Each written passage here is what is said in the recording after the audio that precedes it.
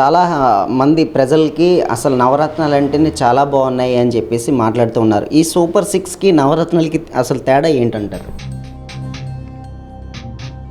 జగన్మోహన్ రెడ్డి గారు ఓన్లీ సంక్షేమమే ముందుకు తీసుకెళ్లారు. అభివృద్ధి అనేది ఎక్కడా జరగలేదు.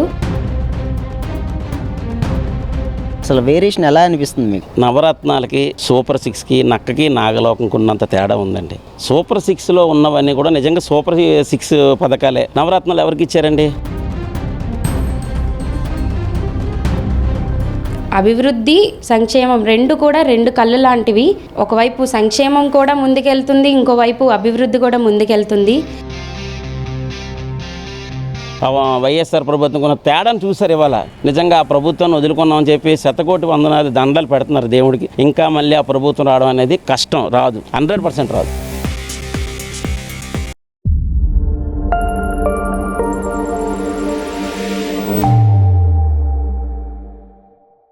కూటమి ప్రభుత్వం వచ్చిన తర్వాత సూపర్ 6 సూపర్ హిట్ అని చెప్పి మాట్లాడుతూ ఉన్నారు. ఎలా అనిపిస్తుందండి? సూపర్ 6 పథకాలన్నీ అందినట్టేనా? బాగానే ఉన్నాయా? మరి నిజంగా చెప్పాలంటే సూపర్ హిట్ అయింది సూపర్ 6 పథకాలన్నీ కూడా.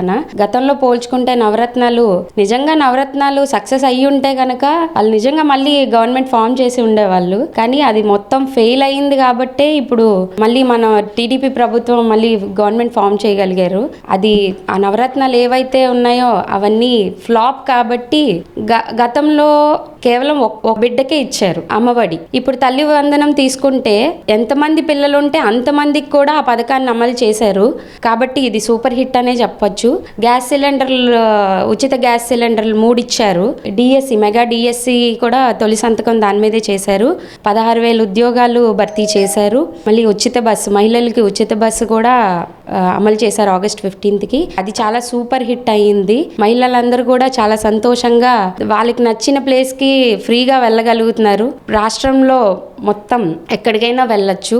అన్న క్యాంటీన్ తీసుకోండి, పేదలకి 5 రూపాయలకే ఉచిత భోజనం, అది కూడా చాలా సూపర్ హిట్ అయ్యిందని చెప్పచ్చు. మన విద్యార్థులకి ఎవరైతే ఉన్నారో ఫీజు రియంబర్స్మెంట్ కూడా వాళ్ళకి మళ్ళీ అమల్లోకి వచ్చింది. ఉద్యోగాలు లేని వారు ఉన్నారో వాళ్ళకి కూడా 3,000 రూపాయల చొప్పున నిరుద్యోగ వృత్తి కింద త్వరలో అమలు కాబోతుంది. ఇంకా 20 లక్షల ఉపాధి కల్పించడానికి కూడా చంద్రబాబు నాయుడు గారు వెళ్తున్నారు. ఇప్పుడున్న పరిస్థితిలో ఈ కూటమి ప్రభుత్వం వచ్చిన తర్వాత చాలా లోటు బడ్జెట్ ఉంది. ఈ లోటు బడ్జెట్ లో కూడా ఎంతో చక్కగా ప్రతిదీ కూడా అమలు చేస్తూ వచ్చారు. అంటే గతంలో నవరత్నాలు అన్నారు, నవరత్నాలు కేవలం క్యాలెండర్కే మిగిలిపోయని చెప్పేసి మాట్లాడుతూ ఉన్నారు. అయితే ఇప్పుడు ఈ కూటమి ప్రభుత్వం వచ్చిన తర్వాత ఈ సూపర్ 6 పథకాలన్నీ అందినట్టేనా మీకు?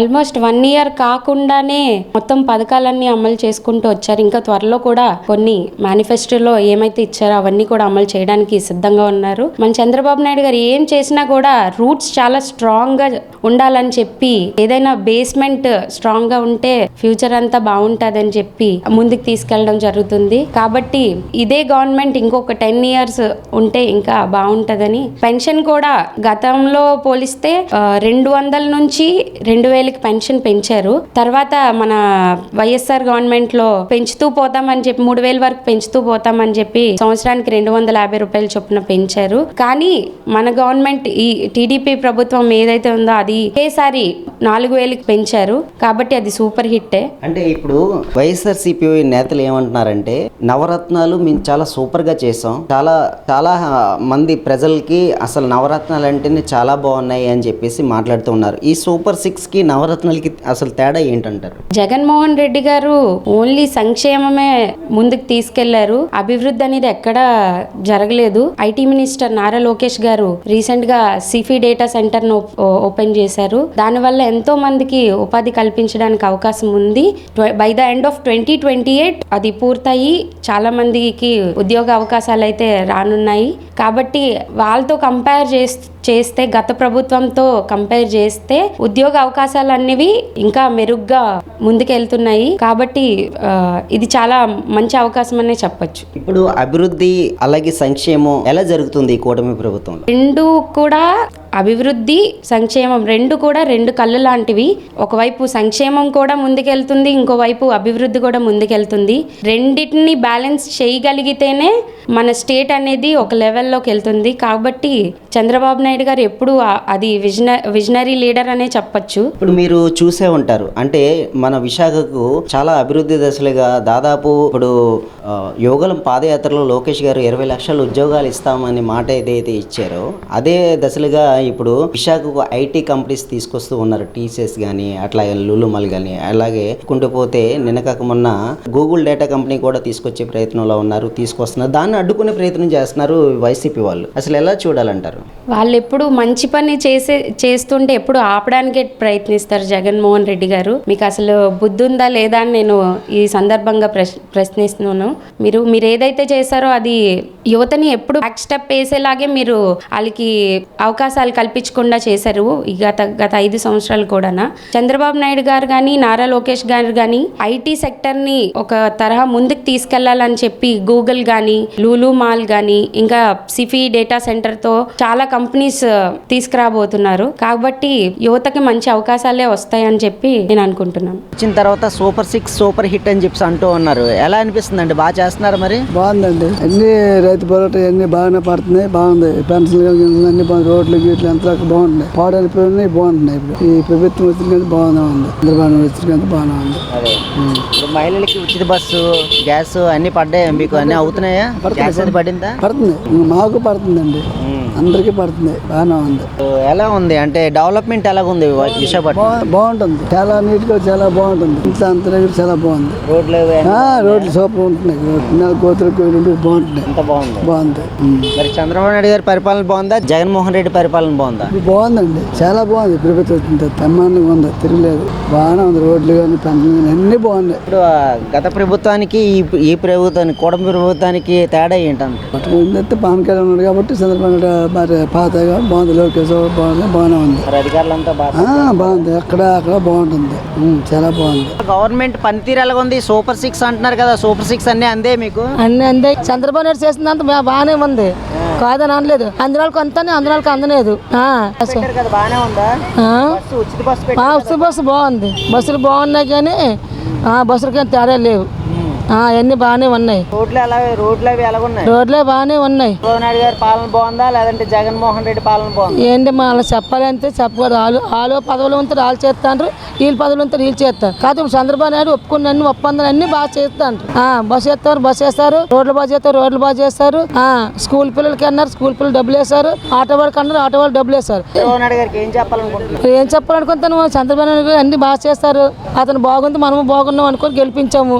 మాకు ఏదో దయచేసి మా రోదాపేదకి ఏం చేస్తారని కోరుకుంటాను. నారాయణ చంద్రబాబు నాయుడుకి తండ్రి కొడుకులకి మనం చెప్తుంది అదే. మనం ఏడు కోరుకునేది అతను వాళ్ళు బాగుండాలని మనం గెలిపించాము. ఎండనక వానానికి వెళ్ళి ఎన్నో కోరుకున్నాము. తెలుగుదేశం బిడ్డలు కాబట్టి తెలుగుదేశం రావాలని మనం కోరుకున్నాం. ఆ తెలుగుదేశానికి ఏడు చెప్తారు, ఏడు చేస్తారు. మా రాధపేదకి ఆ బాబే చెయ్యాలి.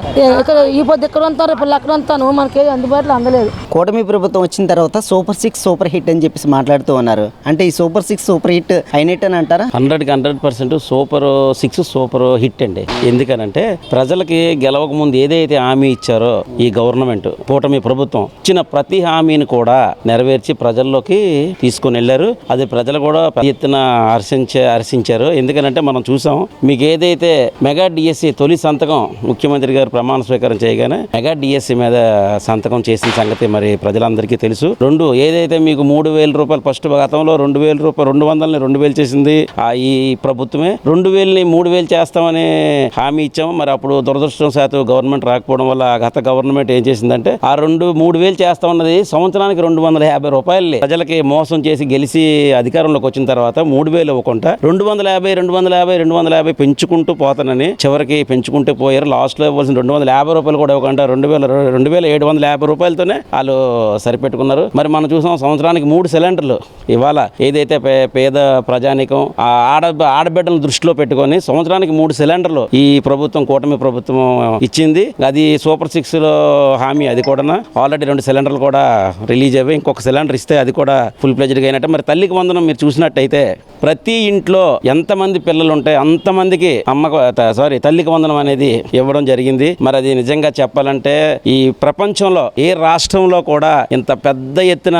తల్లికి వందనం లాంటి పథకం ఇప్పటి వరకు ప్రవేశపెట్టిన దాఖలాలు లేవని చెప్పి ఈ సందర్భంగా మీకు నేను తెలియజేస్తున్నాను. ఎందుకంటే ప్రతి కుటుంబంలో ఆనందంగా పండగలా చేసుకున్నారు అది. ఎందుకంటే స్కూళ్ళు స్టార్ట్ అయిన టైంలో ఇచ్చారు, వాళ్ళకి భారం లేకుండా ప్రతి తల్లిదండ్రి కూడా ఆ డబ్బులు తీసుకెళ్ళాలి, పిల్లలకి స్కూల్లో పే చేసి ఆనందంగా పుస్తకాలు కొనుక్కొని ఒక పండగ వాతావరణం లాగా ఇవాళ తల్లికి వందనం అనేది బిగ్ హిట్ అది మాకు చెప్పాలంటే. తర్వాత మీరు చూసారు మహిళా శక్తి ఇవాళ రాష్ట్రంలో తెలంగాణ, మరి ఇంకో రాష్ట్రం నాకు తెలిసి కర్ణాటక ఎక్కడో ఉంది. దాని తర్వాత అత్యధికంగా సూపర్ సక్సెస్ అయిన పథకం ఏముందంటే ఈ మహిళా శక్తి. ప్రతి మహిళ కూడా ఆనందంతో రాష్ట్రం అంతటా వాళ్ళకి కావాల్సిన దగ్గరికి వెళ్ళి ఇవాళ మా కూటమి ప్రభుత్వం మాకు ఇచ్చిన హామీని నిలబెట్టిందని చెప్పి వాళ్ళంతో నిజంగా ఆనందం వాళ్ళ ఆనందం మనం ఇవాళ చూడలేం. అంత ఆనందంగా వాళ్ళు ఈ మహిళా శక్తిని ఎంజాయ్ చేస్తున్నారు. సార్ ఇప్పుడు నవరత్నాలు చాలా బాగా అందించామని చెప్పేసి వైసీపీ నేతలు మాట్లాడుతూ ఉన్నారు. అంటే నవరత్నాలకి ఈ సూపర్ 6కి అసలు వేరియేషన్ ఎలా అనిపిస్తుంది మీకు? నవరత్నాలకి సూపర్ 6కి నక్కకి నాగలోకంకి ఉన్నంత తేడా ఉందండి. సూపర్ 6లో ఉన్నవన్నీ కూడా నిజంగా సూపర్ 6 పథకాలే. నవరత్నాలు ఎవరికి ఇచ్చారండి? తల్లికి అమ్మఒడి అన్నారు. ఇంట్లో ఎంతమంది పిల్లలు ఉంటే అంతమంది పిల్లలకని హామీ ఇచ్చి గద్దెనెక్కారు. ఎందరికి ఇచ్చిన ఒకరికి ఇస్తే ఒకరికి ఇవ్వలేదు, ఒకరికి ఇస్తే ఒకరికి ఇవ్వలేదు. అది కూడా ఇచ్చిన దాంట్లో స్కూల్ మెయింటెనెన్స్ అని చెప్పి దాంట్లో కొంత డబ్బుల్ని 1500 ఎంతో ఆ స్కూలుకి ఇచ్చిస్తే మిగిలిన డబ్బులు కూడా అవి ఖాతాల్లో వేస్తామని చెప్పి ఎవరికి కూడా నిజంగా నవరత్నాల్లో పేరుకి నవరత్నాలు కానీ ఒక్కరికి కూడా ఉపయోగకరంగా లేని ఇబ్బంది అండి. అది అందరూ అనుభవించారు కాబట్టి, ఆ పథకాలు చూశారు కాబట్టి ఈ కూటమి ప్రభుత్వమైనా సరే ఈ హామీలు నిలబెట్టుకునే ఉద్దేశంతోనే వాళ్ళు జనాలు ఇవాళ వాళ్ళకి పట్టం కట్టారండి. ఈ కూటమి ప్రభుత్వం వచ్చిన తర్వాత సంక్షేమం కానీ డెవలప్మెంట్ కానీ ఎలా అనిపిస్తుంది మీకు? నిజంగా చెప్పాలంటే ఈ కూటమి ప్రభుత్వానికి అభివృద్ధి ఒక్కన్ను, సంక్షేమం ఒక్కన్నులాగా ఇవాళ మనం చూసాం. అభివృద్ధిని కూడా పరుగులెత్తించే దీనిలో ఉన్నారండి. మనం అమరావతి చూడండి, ఇవాళ అమరావతిలో ఏం కట్టలేదు అంత స్ట్రక్చరే అన్నారు. మరి ఇవాళ పరిపాలన ఎక్కడి నుంచి సాగుతుందండి? ఆ కోర్టు, హైకోర్టు ఎక్కడి నుంచి అండి అవుతుంది? ఇదంతటి అక్కడ డెవలప్మెంట్ చేస్తున్నారు. ఒక సంక్షేమం కూడా ఇచ్చిన మాటకి ఎక్కడ కూడా ఒక రోజు కూడా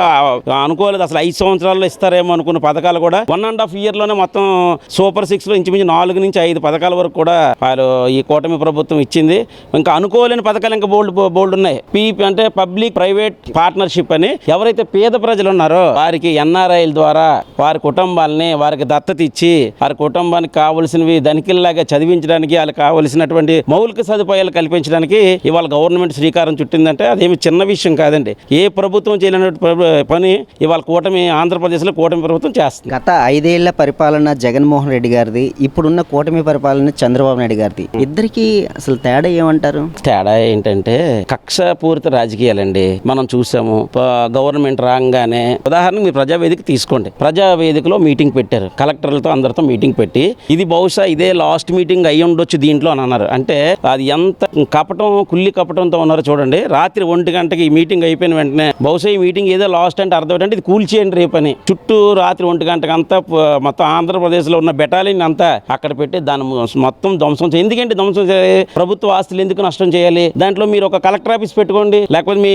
మన ఆంధ్రప్రదేశ్కి సంబంధించి ఏదైనా ఒక పెద్ద ఆఫీస్ పెట్టుకున్న ఉపయోగం. దాన్ని ఎరగొట్టించి అంటే పిచ్చి పైశాచిక ఆనందం అంటారు దాన్ని.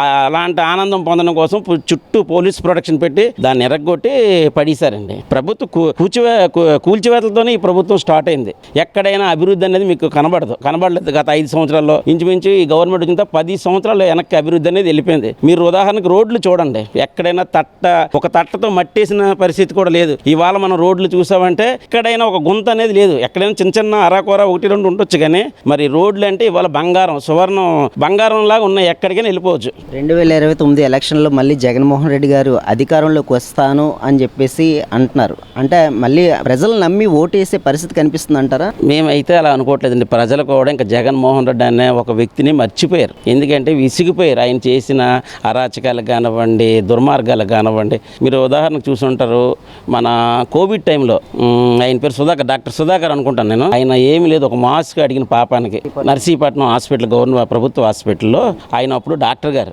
మాకు మాస్కులు లేవండి మేము ఎలా పనిచేస్తామని ఆయన ప్రశ్నించినందుకు, అంటే ప్రభుత్వం మీద వ్యతిరేక మాటలు మాట్లాడారని ఆయన చివరికి ఒక పిచ్చోడిని చేసి జైల్లో వేసేసి 2 చేతులు కట్టి నడి రోడ్డు మీద గుండు గీసినటువంటి మనం చూసాం. ఎంతోమంది ఎస్సీలు, ఒక ఎవరో ఎమ్మెల్సీ గారు అయితే ఆ డ్రైవర్ని చంపేసి కారులో పార్సల్ చేసినటువంటి వైనం ఇవాళ ఆ ప్రభుత్వానికి ఉంది. కాబట్టి అందరూ చూస్తున్నారు ఏంటి ఈ కూటమి ప్రభుత్వానికి వైఎస్ఆర్ ప్రభుత్వం కొన్న తేడాను చూసారు. ఇవాళ నిజంగా ఆ ప్రభుత్వాన్ని వదులుకున్నామని చెప్పి శతకోటి వందనాలు దండాలు పెడుతున్నారు దేవుడికి. ఇంకా మళ్ళీ ఆ ప్రభుత్వం రావడం అనేది కష్టం, రాదు, 100% రాదు. Thank you. Thank you.